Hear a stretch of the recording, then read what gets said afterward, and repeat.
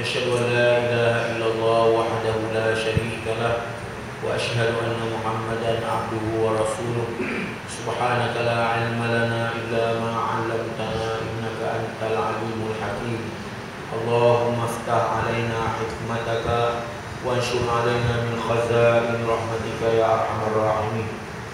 Yang dihormati ahli dan kuasa surau, seterusnya para hadirin dan hadirat yang dimati sekalian, alhamdulillah dengan izin Allah Subhanahu wa taala serta taufik dayanya dapat kita bertemu kembali menyambung pelajaran yang berkaitan dengan fiqh ibadah ini, iaitu dalam kitab Mastikah Jilid yang kedua.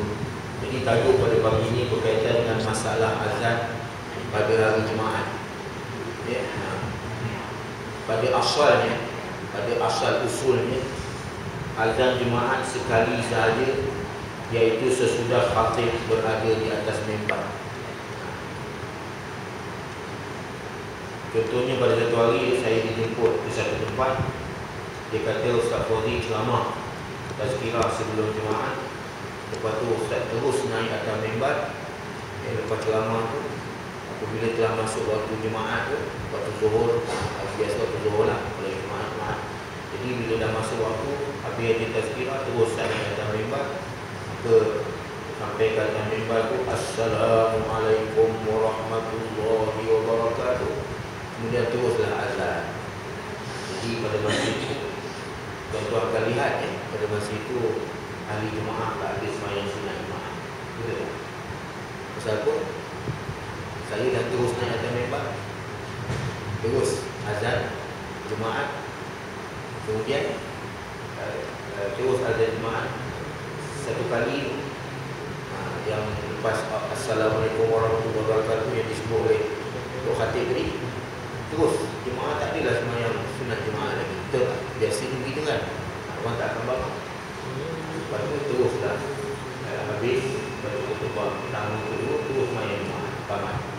Ini ada pernah berlaku. Jadi saya tak tahulah Allah macam mana nak menyelesaikan masalah tu. Jadi kebetulan kena tadi bahkan tempoh sikit.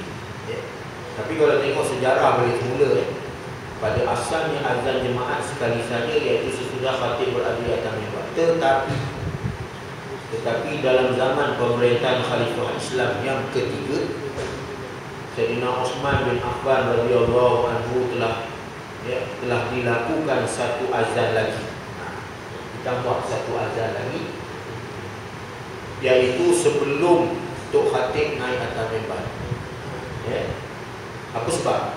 Sebabnya kerana penduduk Bandar Madinatul Munawwarah pada zamannya, zaman Sayyidina Uthman bin Affan radhiyallahu anhu ini, penduduknya telah bertambah ramai. Jadi amalan ini berkekalan dilakukan oleh umat Islam sehingga pada hari ini dan sehingga seterusnya sampailah hari kiamat. Jadi jelasnya telah sabit bahawa Sayyidina Uthman lah yang menyuruh melakukan azan yang pertama itu, maka amalan itu menjadi ikutan sampai hari ini. Kerana dalam sebuah hadis Rasulullah sallallahu alaihi wasallam menegaskan, hendaklah kamu menurut sunnahku dan hendaklah kamu menurut sunnah khulafa'ur rasyidin yang datang kemudian daripada aku, yakni yang dimaksudkan ialah amalan mereka itu para sahabat. Kenikut sampailah azan dua azan waktu hari Jumaat itu sampailah di Mekah dan di Madinah, sampailah hari. Nampak? Itu asal usulnya. Kalau ada orang mempertikai kan, kita jawab macam itu. Apa yang saya terangkan ni, kalau orang pertikaikan azan bid'ah lah, itulah, inilah, jadi itu jawapannya sebenar. Jadi kita ikut Khulafaur Rasyidin, Abu Bakar, Umar, Uthman, Ali. Jadi kalau kebetulan kena pula Uthman pula, jadi Uthman ni telah difitnahkan oleh orang Syiah pada masa itu. Kononnya pasal apa Uthman tak hendak menerima, tidak memberi penghormatan kepada kehadiran Abdullah bin Sabah ke Madinatul Munawwarah pada masa itu. dia tak bagi penghormatan. Pasal Abdullah bin Sabah pada masa itu adalah ketua Yahudi, ya. Jadi kononnya marah sangatlah dengan Osman bin Affan ni. Teruslah dikumpul kuncu-kuncu daripada Mesir, daripada mana-mana puak-puak untuk menyerang Osman bin Affan. Dan itulah peristiwa berlakunya fitnah kepada Osman bin Affan radhiyallahu anhu. Ini sejarah ni benar berlaku, ya. Jadi janganlah pula kita bersekongkol dengan Syiah pula, ya. Pasal apa dia tak suka dengan Osman, maka amalan Osman ditolak. Sehingga ditolak para sahabat Abu Bakar, Umar, Osman, Ali. Ini kita baca oleh tengok, sebenarnya peristiwa peristiwa Syiah ini telah wujud pada tahun 60-an, tahun 70-an, tahun 60-an dulu. Ada di antara tok guru kita yang dah belajar di Mesir pada masa itu, ada yang belajar tentang Syiah di Mesir pada masa itu. Subjek di Universiti Azhar ada memperjelaskan Syiah begini, Mu'tazilah begini, Qadariyah begini, Jabariyah begini. Jadi mereka dah belajar. Jadi bila tiba sampai ke zaman kejatuhan Shah Iran, sehinggalah revolusi Iran begitu menarik dan mempersonakan orang-orang Syiah ataupun pasal dikenali pada masa itu Syiah sebagai puak-puak Islam. Pada masa itu timbullah rasa ekstrem kepada revolusi Iran itu. Betul tak? Timbul rasa seronok pasal apa dia puak Islam. Tapi tengok-tengok pada hari ini dah hukum-hukumnya dah berubah. Hukum itu berapa tahun dulu, daripada tahun 60-an sampai sekarang takkan sama saja hukumnya. Tiba-tiba dah berubah hukum pasal apa mereka dah menghalalkan darah sunni pula. Jadi pada keadaan yang ada pada sekarang, Syiah boleh dikatakan kebanyakannya berpahaman Syiah Imaniyah. Imaniyah itu maknanya dia begitu masuk kepada pahaman kepimpinan mereka sebagai imam. Maknanya kepimpinan mereka itu dipanggil sebagai imam, ya. Imam itu sebenarnya dalam bahasa Arab, kalau kita terjemah imam itu kepimpinan. Jadi kepimpinan Syiah ini jadi dikenali sebagai Imamiyah. Imamiyah, dan meletakkan kedudukan Imamiyah itu sama setara dengan Nabi dan maksud terpelihara daripada dosa. Jadi ini bagi kita akidah Ahlussunnah Jamaah adalah bernabah. Jadi sebab itu kita katakan pahaman mereka adalah pahaman sesat. Tapi ada lagi segelintir di kalangan masyarakat kita yang tidak mau mengatakan Syiah itu sebagai sesat. Ini masalah yang timbul. Kalau dalam bahasa Arab kita terjemah pahaman sesat itu adalah pahaman batil, min madzahibil batilah, pahaman yang sesat. Tapi masalah masuk neraka syurga itu bukan kerja itu Allah Ta'ala punya urusan. Dan ada lagi negara yang masih lagi mengiktiraf Syiah sebagai masih lagi kata Syiah itu sebagai apa? Pahaman sesat, tetapi tidak mengkafirkan mereka kerana Syiah ini masih lagi menghadap kiblat. Nahnu la nukaffiru ahadan min ahli kiblat. Kami tidak mengkafirkan walau seorang pun daripada yang menghadap kiblat. Itu prinsip metodologi.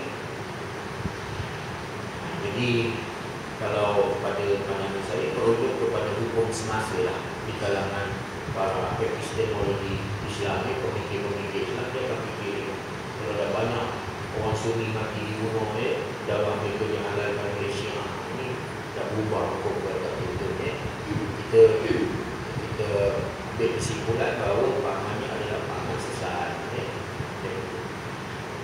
Sebab itu kalau kita tengok penulisan yang ditulis oleh Said Ibrahim dalam kitab pahaman-pahaman ataupun puak-puak dalam Islam, maka tuan-tuan akan dapati di sana agak berbeza dengan hukuman di kalangan sebahagian daripada para ulama yang sebelum ini masih lagi berpegang kepada pahaman ekonomi Syiah itu.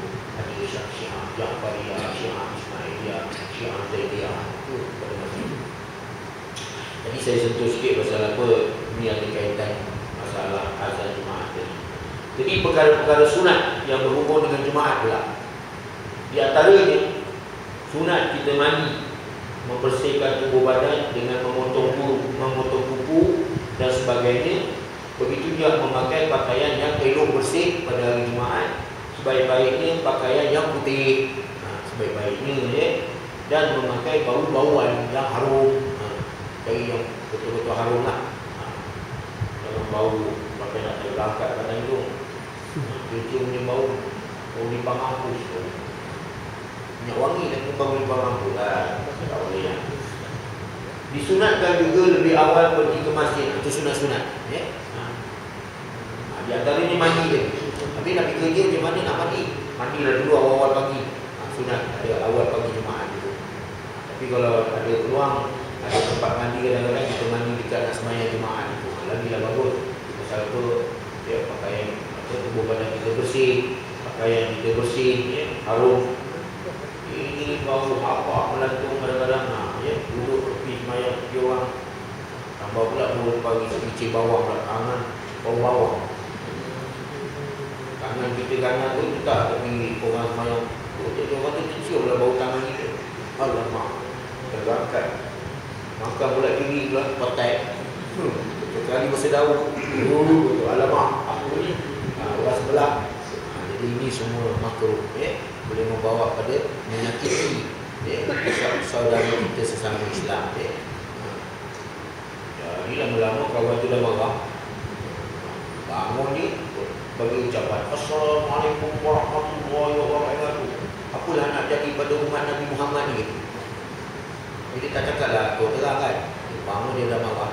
Dia nak meluahkan perasaannya. Dia kata, apa nak jadi pada umat Nabi Muhammad? Jadi bagi tahu berpuluh-puluh kali. Beratus kali ulama' dah datang. Beratus-ratus orang dah bagi tahu kata ahli jemaat pakailah bau-bauan yang harum. Janganlah bau hapak melantung. Saya kata semayang, saya semayang pun tak kosong. Jadi dia nak bagi tahu kata kawan sebelah tu. Dia sebenarnya bau jeri, bau betai. Jadi dia tak adalah cakap orang tu, tapi dia cakap cara benar. Puan saya tu katanya. Ada jenis macam tu. Tapi orang kita tak pernah ada macam tu. Betul tak? Orang Arab dia. Tapi dia ada sifat syarah. Betul tak? Dia tak ada suruh-suruh. Tengok kalau dia bergaduh kan, hantar barat. Yang kawan dia kata hantar iPhone barat ke mana. Dia kata kau barat. Yang kawan dia kata kau 1000 kali barat. Lepas tu yang kawan kata hantar 1000 campur 1000 kali barat. Yang kawan lagi kata hantar 1000 campur 1000.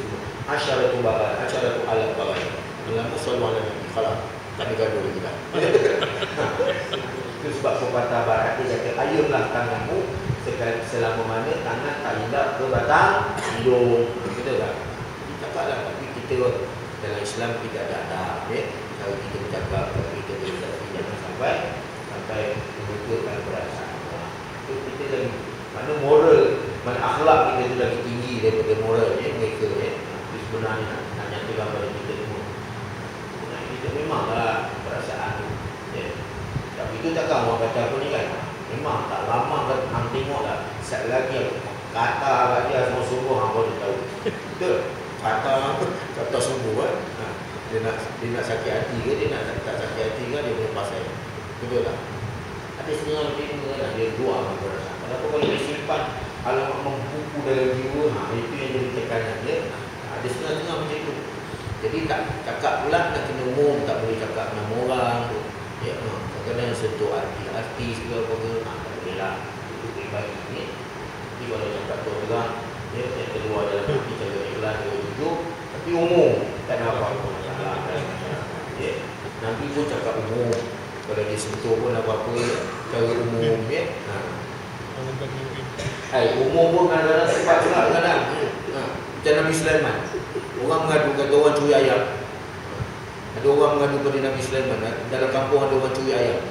Ya. Kemudian dikata Nabi Sulaiman kata, kumpulkan semua penduduk dalam kampung semua. Duduk dekat, kumpul semua. Kemudian kata Nabi Sulaiman, apalah nak jadi dalam kalangan kamu ni ada seorang yang bulu ayam di atas kepala dia. Yang awalnya curi ayam dia tu bagi-bagi. Tak. Pun umum pun boleh kena juga kan. Ya. Jadi di antaranya disunatkan pada hari Jumaat itu ialah mandi, bersihkan tubuh badan dengan memotong kuku, sunat. Sebenarnya memotong kuku ni kadang-kadang Senin Khamis pun boleh, ya. Memakai pakaian yang cantik elok, samping ke apa, ya. Barulah kemas. Dulu kat kampung tiram kita ada satu orang. Kalau kita cakap waktu semayang, oh samping. Kami ada kampung lain. Zuhur, asar, maghrib, isyak, subuh, sampai senalau. Mak dia dia patut rupanya nak mewujudkan budaya Melayu ni kena macam itu, bersamping. Pergi Mekah tu, tak usah pakai jubah, pakai samping. Besok dah balik sini, kau dah pakai jubah. Pasal apa? Kalau kita tengok orang Iran, kita tengok orang Parsi, orang apa tu kan, orang apa tu, semua pakai pakaian dia. Kita bila lagi nak memperkenalkan budaya pakaian kita? Seorang pakai samping. Tua muda semua pakai samping pergi Mekah. Lepas tu balik dia barulah pakai jubah, dah berubah dah. Pakai juga lah hari apa, hari kedua saudara tu. Kadang-kadang kita ingat kita nak challenge pengantin pakai samping, kita pakai samping. Sebenarnya bukan nak challenge pengantin, sebenarnya nak meraihkan majlis perkahwinan kedua saudara tu yang sebenarnya. Betul tak? Kita meraihkan majlis orang. Oh, orang betul kau ini. Sempat betul. Aku terima kasih banyaklah kehadiran kau. Tadi tengok kita pakai samping, padahal kita meraihkan majlis. Tapi kalau kita pakai berseribih je, nampak orang muda-muda zaman sekarang ni, dia tak apa nak jaga pakaian, tak smart lah. Jadi macam mana? Itu budaya. Kalau tak kita yang pakai samping, macam mana? Baju, tempat pakai mahal ni gaya. Dua pasang lah tu. Sanggup berkusur-kusur kat Kuala Lumpur tu cek baju Melayu. Tapi bila kedua kahwin, pasal rebi, pakai selipar. Tak boleh, patutnya kita kena berbalik-balik. Time kedua pakai apa anak tu macam tu juga, dia didik daripada kecil. Biasa kan. Disunatkan juga lebih awal pergi ke masjid pada hari Jumaat. Tapi malangnya kita tak ada cuti dulu zaman dulu lebih pernah cuti hari Jumaat zaman British apa mereka hari Jumaat kita ada cuti pulau-pulau cuti hari Jumaat. Dulu ada pernah. Saya ingat masa saya kecil dulu lah, tahun 60-an dulu tahun 60 berapa kita ingat 64 dulu, 65, 66 gitu. Dalam perjalanan ke masjid hendaklah berjalan dengan tenang, jangan berbual bersembang. Pasal apa? Waktu dah awal nak main Jumaat jalan dengan tenang. Dan setelah sampai ke dalam masjid dan mengerjakan 2 rakaat sunat tahiyatul masjid, selalu nak ulang-ulang. Masuk di masjid, sembahyang menghormati masjid. Ini jangan orang terjemah ni. Tahiyatul masjid. Tapi harap tak tahu apa tahiyatul masjid. Lama-lama itu yang ada terjemah tu. Besok lain kali kalau ada tulis usalli sunat tahiyatul masjid tu, sahaja aku sembahyang sunat menghormati masjid. Terjemah ni macam tu. Bagi orang faham, kalau tidak dia kata usalli sunat tahiyatul masjid, sahaja aku sembahyang sunat tahiyatul masjid. Tak tahu apa benda tahiyatul masjid. Nama sekarang ni istilah-istilah syarak kan semua orang tahu. Zaman sekarang, zaman lagi orang tak pandai baca. Stesen bas dengan bomba dia. Mana dia tulis bus stop. Tulis bawah pandai baca. Tengok tak gambar je. Jadi begitu jugalah sembahyang Jumaat ni usalli sunat tahiyatul masjid. Jadi kalau kita masuk ke masjid, maka kita dituntut sembahyang sunat tahiyatul masjid. Tapi tengoklah kalau Tok Khatib belum habis, ada lagi dah baca khutbah yang kedua tu, berdiri sekejap je, terus sembahyang Jumaat terus. Tak payahlah sembahyang sunat tahiyatul masjid, kan tak sempat pula nak takbiratul ihram berserta dengan imam. Bersama-sama dengan imam. Tapi kalau masih lagi khutbah yang pertama, insya-Allah boleh sekejap ni. Tak payah baca banyak panjang. Sunat tahiyatul masjid baca wal fajr ni macam mana surah? Tak boleh lah baca qul Allah dah lah. Inna a'tayna baca. Itu sunat dia kan. Tapi sunat sembahyang sunat tahiyatul masjid, menghormati masjid. Tapi kalau kita tawaf, kita tak payah tahiyatul masjid. Kita tawaf dulu, kemudian kita sembahyang sunat tawaf, itulah ganti tahiyatul masjid.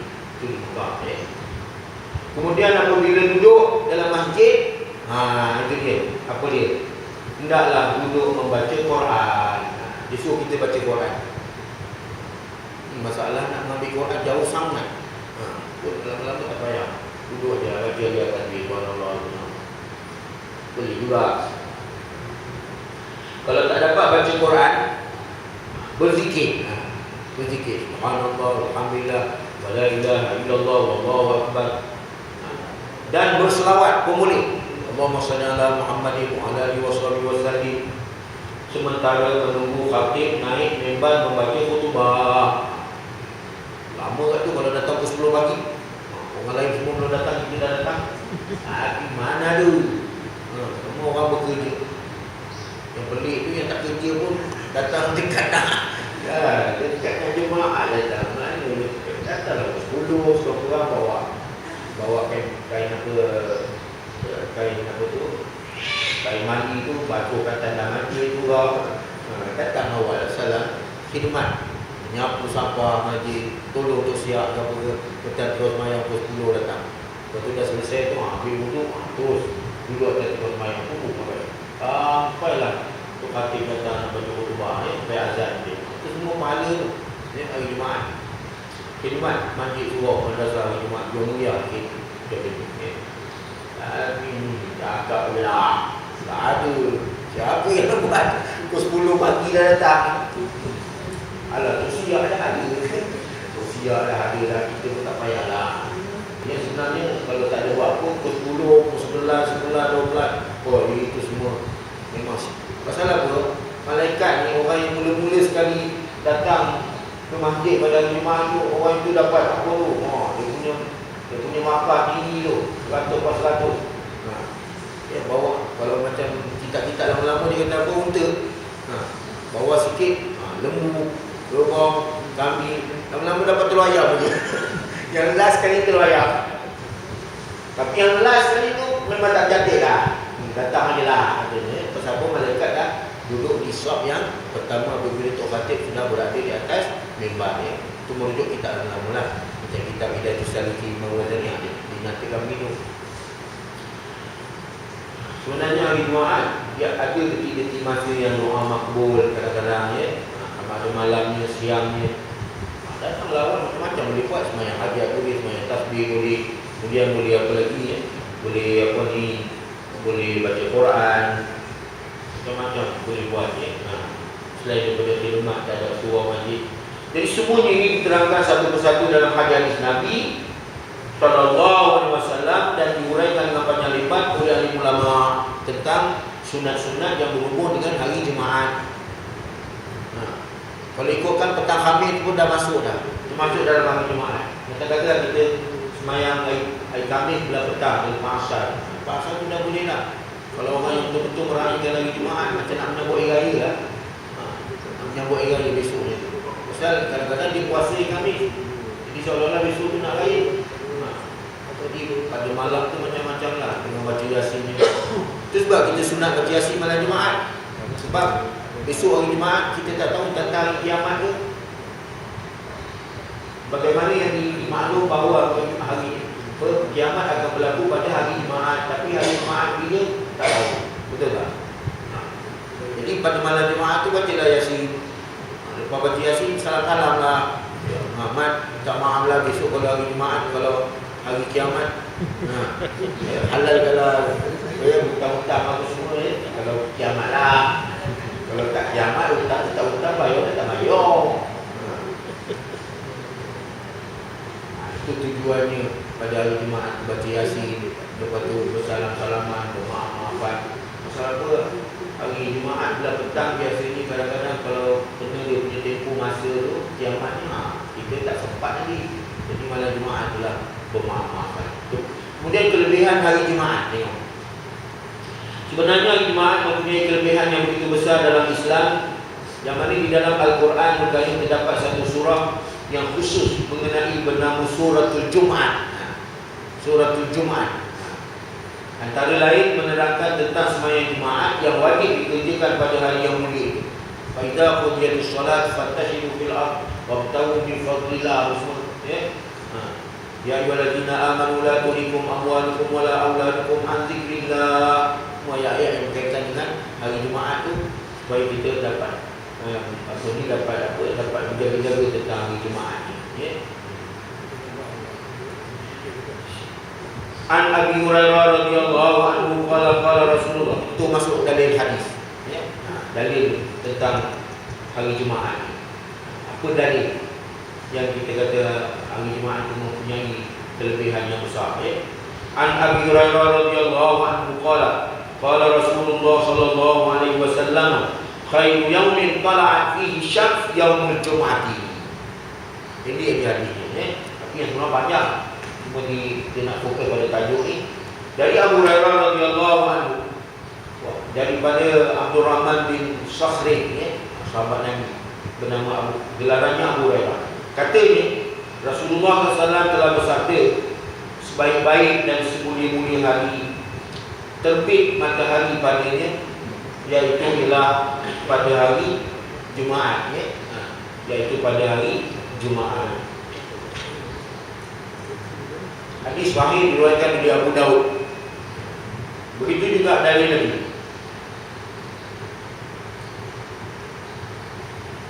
An Abi Lubabah radhiyallahu anhu qala Nabi sallallahu alaihi wasallam, inna yawmal jum'ati sayyidul ayyam wa a'zamuha indallah.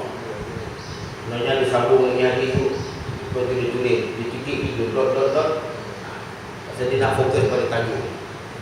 Wa fihi sa'atun la yas'alullaha fiha al-'abdu syai'an illa a'tahu ma lam yas'al harama.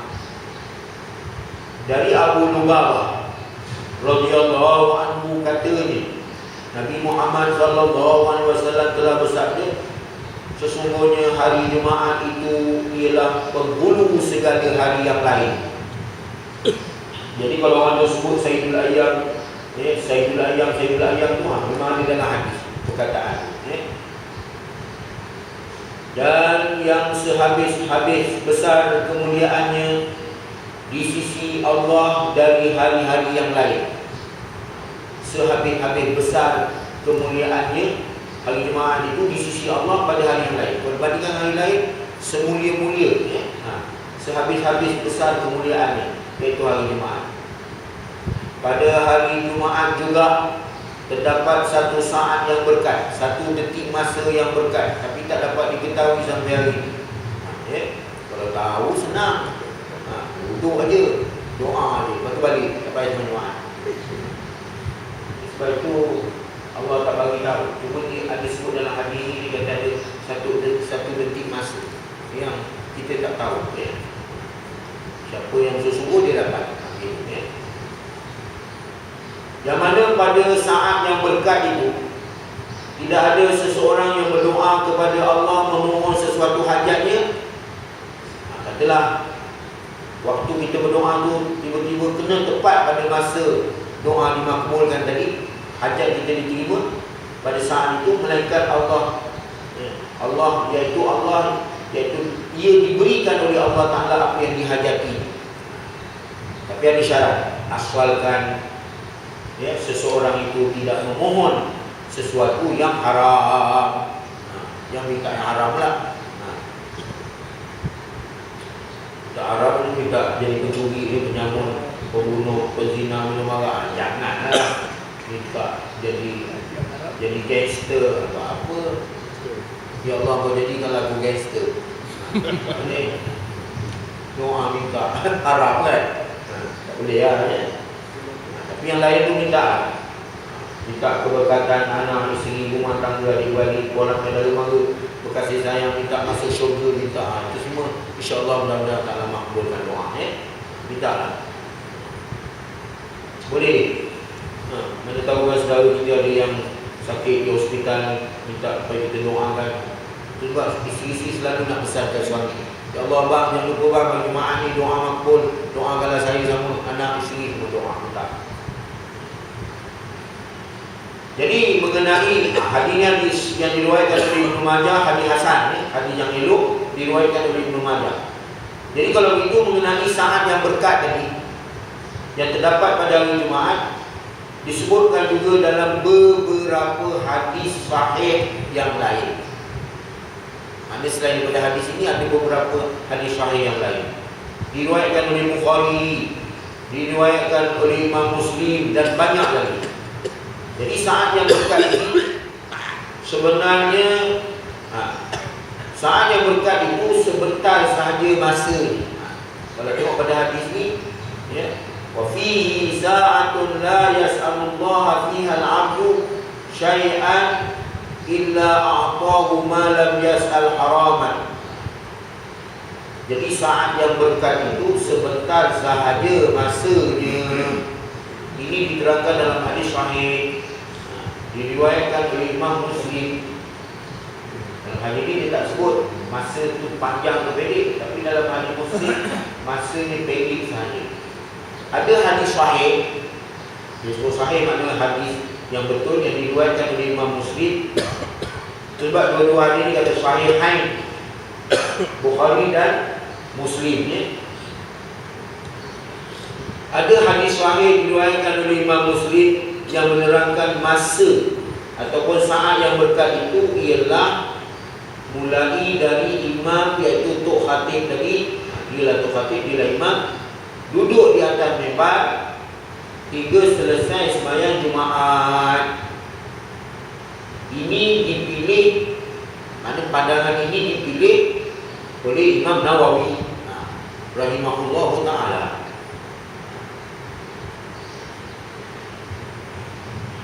Jadi Sahih Muslim syarah Imam Nawawi jilid yang ke-6, dia menerangkan ini.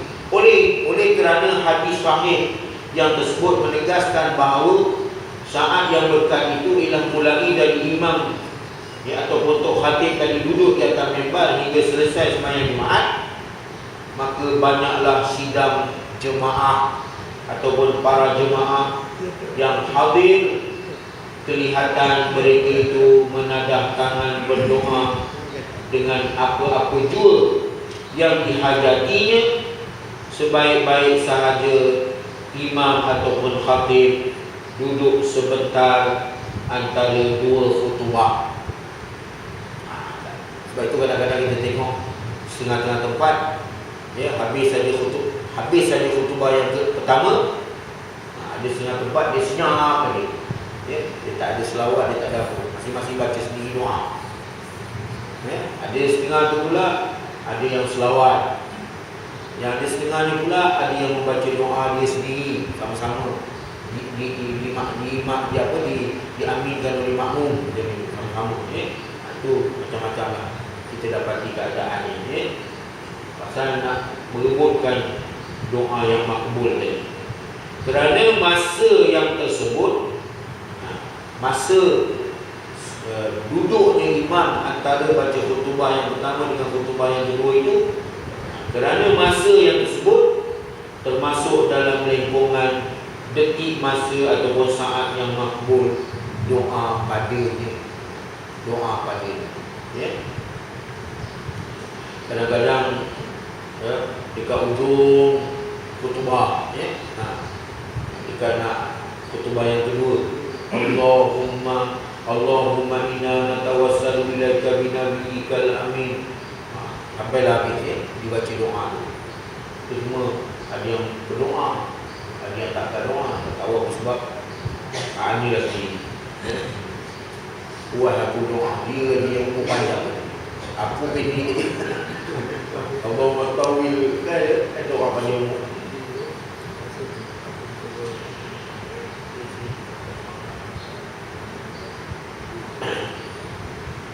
Kemudian kita pergi kepada malam Jumaat pula. Malam Jumaat anda bermula daripada lepas asar hari Khamis.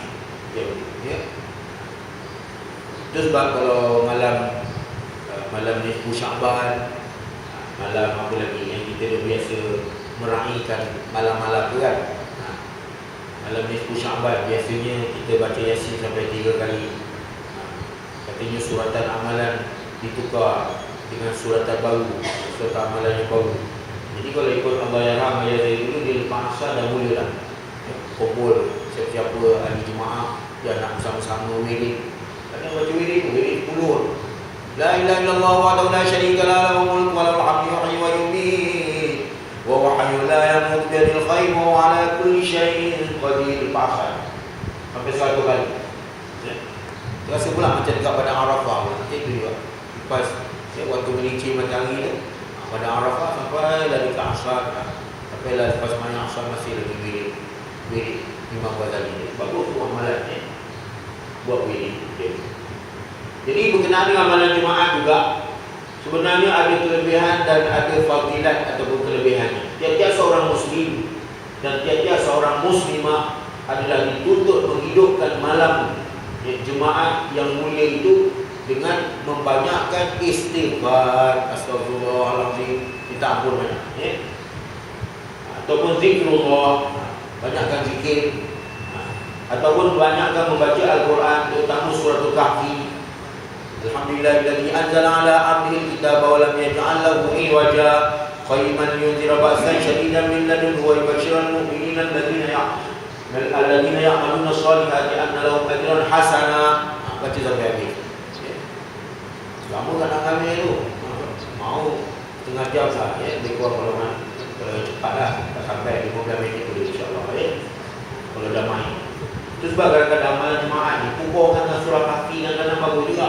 Pasal nak berlatih ikut perkembangan semasa. Pasal apa kadang-kadang Yasin baca juga, macam pagi-pagi kalau tak ada kuliah macam ni, sampai matahari terbit, Yasin, lepas tu baca wirid dulu, kemudian baca Asmaul Husna kan. Kalau tak ada kuliah, tu lah bersurat makan roti canai. Lepas tu kan, janganlah terus-terus saja habis itu wirid subuh terus pergi cari roti canai, nanti relax dulu. Pasal Imam Ghazali kata gini, apabila seseorang itu bergegas meninggalkan tikau semayang dengan tidak ada berzikir, ditakuti kebesaran dunia telah bersemadi dalam jiwa. Itu pandangan Imam Ghazali rahimahullah. Pengalaman dia. Sebab itu tuan-tuan kalau orang tuduh tasawuf bid'ah, ambil satu penjelasan di sini. Maknanya Imam Ghazali telah memurnikan tasawuf. Asalnya memang ada pahaman pelotak falsafah lah, Plato, Aristotle lah, macam-macam. Tapi sebenarnya Imam Ghazali melalui pengalaman dia, melalui pengalaman ataupun uzlah dia, sehingga dia letak jawatan profesor penuh di Nizamuddin di Baghdad pada masa itu. Maka dia merantau sehingga dia beruzlah, sehingga dia dia barulah dia murnikan balik tasawuf, sehingga terbit di kitab Ihya Ulumuddin. Kitab Ihya Ulumuddin banyak kitab Imam Ghazali, mungkin min ad-dhalal, Hidayatus Salikin, kitab Minhajul Abidin, kitab Ihya Ulumuddin. Kita tak baca. Itu sebab jadi hari ini macam-macam bergaduh, berkelahi, bersengit, tak bersepahaman, adab. Sebab itu dalam kitab Hidayatus Salikin jujur sekali ada sebut adab bergaul sesama masyarakat umum yang kita tak kenal, kadang-kadang dia kita kenal kan, tapi dia orang Islam, semua ada adab. Sebab bila kitab-kitab ni dibaca di pondok-pondok, tak timbul masalah membuli, bergaduh, berkelahi, lengket, semua tak ada timbul dia di sekolah pondok. Tapi sekolah lain tu tengok, kalau tak ada belajar tasawuf, tak ada tasawuf kurang, akhlak kurang, jadi macam-macam. Pening kembali. Kereta cikgu kena cuba asid lah, kena tolak dalam sungai apa dia. Pasal guru disiplin ni yang jadi mangsa, ini semua punca pada tak ada tasawuf. Jadi tuan-tuan sekalian, malam Jumaat juga ada kelebihan dan fadilatnya. Tiap-tiap seorang muslim dan muslimah adalah dituntut menghidupkan malam Jumaat yang dimuliakan itu dengan banyakkan istighfar, banyakkan zikrullah, banyakkan membaca Al-Quran terutama surah Al-Kahfi, serta memperbanyakkan selawat atas junjungan kita Nabi Muhammad sallallahu alaihi wasallam. Man shalla alayya marra sallallahu alaihi asyara. Siapa yang berselawat, maknanya selawat maknanya berdoa untuk Nabi SAW, maka Allah Ta'ala akan berselawat ke atasnya ataupun merahmati ke atasnya dengan 10 kali ganda. Man shalla alayya marra sallallahu alaihi asyara. Siapa yang berselawat ke atas Nabi, maka Allah Ta'ala akan merahmati ke atasnya, Allah berkesian ke atasnya dengan 10 kali ganda ke-11 Allah Ta'ala pada kita ni. Sebab orang yang berselawat tidak seteruk orang yang tak berselawat. Itu kaedah dia betul. Iaitu orang terdua kita selalu pesan, baca selawat banyak sikit. Dia nak pergi ke mana-mana, baca selawat banyak sikit. Macam kita memandu-mandu, bacalah selawat tak apa. Sallallahu ala Muhammad sallallahu alaihi wasallam. You wajib dalam kereta selawat. InsyaAllah mudah-mudahan selamat.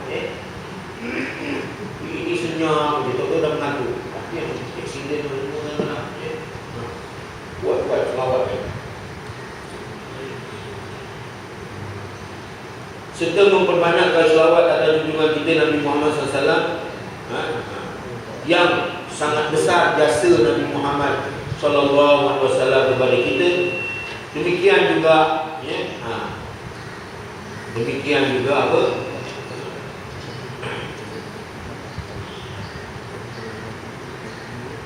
Demikian juga yang selanjutnya dilakukan pada hari Jumaat. Demikian juga yang selanjutnya dilakukan pada hari Jumaat. Hadis-hadis mengenai selawat ke atas Nabi ini pada malam Jumaat telah sabit dengan banyak. Bahkan orang yang mati pada malam Jumaat atau pada hari Jumaat ada keistimewaannya. Kalau ada orang yang meninggal dunia pada hari Jumaat, bahkan orang yang meninggal dunia pada malam Jumaat, kadang-kadang petang Khamis pun dah kira masuk hari Jumaat juga, atau pada hari Jumaat, semuanya ada keistimewaan. Ini diterangkan dalam hadis. Tengok.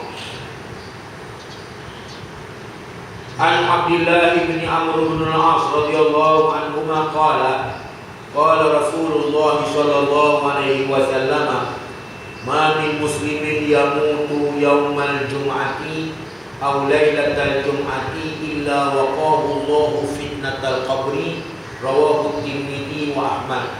Ini dalil, dari Abdullah bin Amr bin al-As radhiyallahu anhuma, kata Rasulullah sallallahu alaihi wasallam telah bersabda, tidak ada seseorang Islam, sama ada lelaki atau perempuan, yang meninggal dunia pada hari Jumaat atau yang meninggal dunia pada malam Jumaat, melainkan ia dipelihara Allah dari ujian ataupun soal dan azab kubur. Ini hadis dalam kitab Tuhfatul Ahwazi dan dalam kitab Mishkatul Maswabih. Tapi tengok apa martabat hadis, dudukan hadis dalam istilah ataupun mustalahul hadis. Sesungguhnya hadis ini dikatakan sebagai hadis munqati'. Apa makna munqati'? Maknanya hadis itu terputus rawi dia. Cerita dia terputus di pertengahan jalan, rawi-rawi dia. Tetapi ia diriwayatkan oleh Imam Tabrani. Hadis ini diriwayatkan oleh Imam Tabrani. Apabila Imam Tabrani meriwayatkan hadis ini, dia kata sanad muttasil, perawi-perawinya tak putus, berhubung, musalsal, mutawatir, bagi riwayat Imam Tabrani. Dan juga diriwayatkan oleh Imam Ahmad. Imam Hanbali pun riwayat hadis ini juga. Menurut jalan yang lain dengan sanad hasan. Dengan sanad hasan maknanya perawi yang baik. Sanad sini mana sandaran hadis itu ataupun perawi hadisnya dikatakan elok lagu hasan. Ini sikit banyaknya tentang ilmu berkaitan dengan mustalahul hadis. Iaitu hadis-hadis sahih, ada hadis dhaif, ada hadis jenya, ada munqati', ada mursal, macam-macam. Cuba kena belajar bab berkaitan dengan mustalahul hadis. Kalau tak sempat belajar pun di sini dia terangkan sikit untuk pengetahuan kita. Oh, Imam Sanusi dia tulis baik syair lagi. Mustalahul hadis. Macam nahu lah, kita belajar nahu. Grammar Arab, kalamuna labdul mufidul kastaqim wasmun wafi' summa harful kalim. Imam As-Sayuti rahimahullah ta'ala menyebutkan beberapa hadis lagi. Di antaranya hadis riwayat Abu Naim dari Jabir bin Abdullah radhiyallahu anhu. Dia kata begini, orang yang mati pada hari Jumaat atau orang yang mati pada malam Jumaat diberi perlindungan dari azab kubur, dan pada hari kiamat ia akan datang dengan keadaan orang yang mati syahid. Ini dalam kitab Mirqatul Mafatih. Imam As-Sayuti, jadi Tabrani, Imam As-Sayuti, dia juga sebut nama imam-imam ni. Tapi bukan Imam Syiah. Kan silap faham pula. Dia pemimpin hadis lah, dia bagian subjek hadis dia. Imam As-Sayuti juga menyebutkan ulasan Al-Hakim At-Tirmidzi rahimahullahu taala, ulasannya dia kata matinya seseorang pada hari Jumaat atau pada malam Jumaat adalah menjadi dalil tentang bahagianya orang itu dan dalil sebagai kesudahannya yang baik, husnul khatimah. Dikatakan husnul khatimah. Tapi yang pula bunuh diri pula malam Jumaat lah. Tidak faham lah kan, tebuk racun lah, tujuh bangunan lah, nak mati Jumaat, tak pun ada sama pun, kacau lah pula, kena saman lah kan, okay. Itu kenyataan tak betul, yang kita kira kadang-kadang masih lah tengok, ada lah, tengok-tengok mengadu, hidup, ini nak betul ni, tiba-tiba lain faham,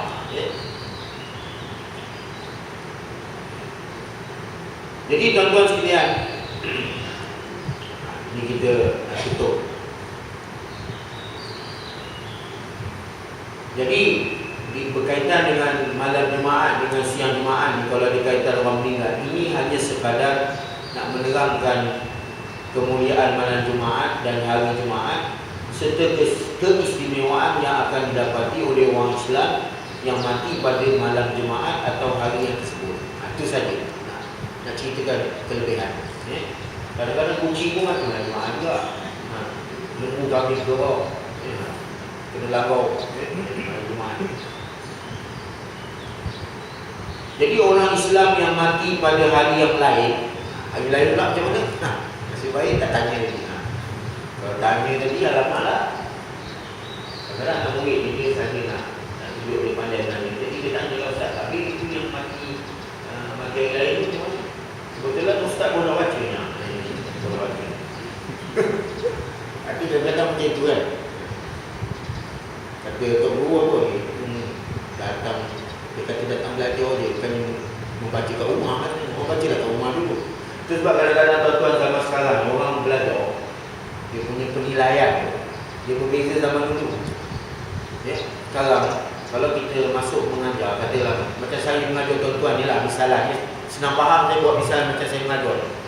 Saya mengajar tuan-tuan ni, dia minggu yang berapa? Minggu yang keempat kan? Hari Ahad. Pukul berapa? Start dari pukul 6 subuh atau pukul 6.30 sampai pukul berapa? 7.30 lah katakan. Itu saki-baki hari yang saya tak datang tu, apa buat? Duduk je, baring ni. Ulang-ulang kaki lah pelajaran tu. Betul tak? Sampai sekarang itu dinilai tu, markah tu. Sama sekarang ni. Katalah kita bagi budak tugas kan. Dia sama sekarang tu macam dia ada dalam sistem penilaian tu, NQA, dia ada penilaian tu. Kalau ada apa, berapa kali dia bertemu dengan pensyarah, dia kira markah tu. Sebab belajar dia ada katanya, Ustaz nilai kita orang ni macam mana? Saya kata, saya nilai awak. Daripada mula awak berdiri aja depan pintu gate tu, depan pintu jaga tu, cara awak berjalan, cara awak cakap, cara awak berpakaian, semua saya cantik. Takut dia. Macam mana dapat markah ni? Kalau pakaian pun tak senang no. Sendiri je, masuk kelas pakai seribu je. Potong markah. Nilai itu yang benar. Sebab tuan-tuan ni kalau untuk markah ni berapa lah tak tahu. Tuan-tuan tanya, aku belajar pagi-pagi kuliah subuh dekat surau tu, Kelana Jaya, apa belajar kitab tinggi. Siapa balik tetap tinggi. Lepas tu bukan tinggi lagi, tak ada kitab lagi. Itu macam mana nak ulang kali belajar? Inilah mana sekarang lah Jadi tuan-tuan sekalian, orang Islam yang mati pada hari yang lain akan mendapat keistimewaan dengan cara yang lain pula. Janganlah pula kita kata, mati neraka mana lah pula masuk pula ni. Kalau dia mati lain pada Jumaat, apa dia? Asalkan dia beriman. Asalkan dia beriman. Asalkan dia beriman dan beramal saleh. Asalkan dia beramal saleh.